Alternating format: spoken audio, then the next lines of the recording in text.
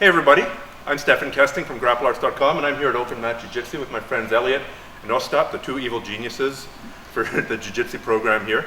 And they were going to show Elliott's going to show a couple of takedowns for people who don't do takedowns normally. It's an important subject, so.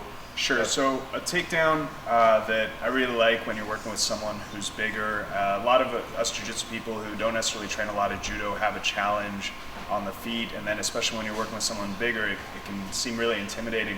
One really easy, high percentage takedown is just a drag, an arm drag to a trip. So show it once quick, it looks like this. Here. And what I like about it in particular is it takes no energy once you're in on the leg to take the person down. So arm drag, basic, always elbows tight, just basic, good basics from wrestling. We want to control the hands.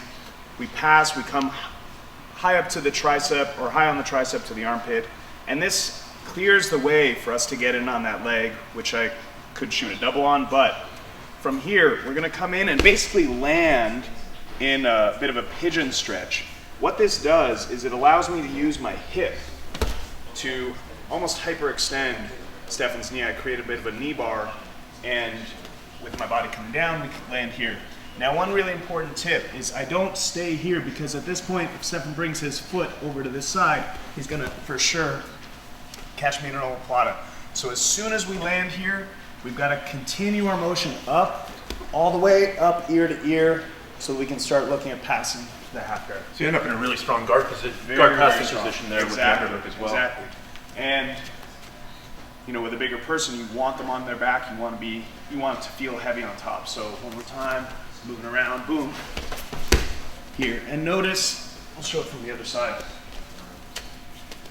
You have to get rid of your arm drag immediately. So if I come down here and I keep the arm drag, Stephan's going to re-drag and take my back.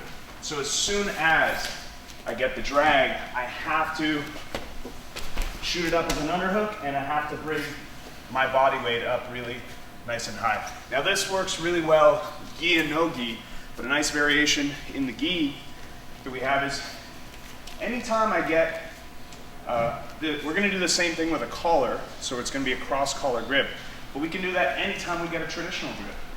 We just come here, our footwork's a little different. We're not gonna go for that trip, but just the collar drag here pulls the person down, and now we can wrap around their leg for a single or weave all the way and be ready to pass off of our collar drag. So we could do the exact same thing in the gi, but a nice variation that relies on the collar is just the drag, boom, boom. And now, really important, I don't let my elbow touch the ground. I keep all the weight on their collar so they feel my weight. I drive up, I catch that bottom leg, head into the stomach, we pass around, and up inside. So, really strong option when you're dealing with bigger people. You don't necessarily want to play to their game, play to their grips, play to good position for them. It's interesting what you're talking about with the arm drag for inside trip. I learned that throw first in judo, where you'd go for a shoulder throw or something, and then you'd hook here and grab the leg. But of course, in a jiu-jitsu context, it's kind of a bad idea. So that the arm drag releasing to the underhook seems to be a much more effective for our purposes. Absolutely. Yeah. Well, thank you very much. Yeah, thank you. Thanks for demoing. And we'll catch you on the next video.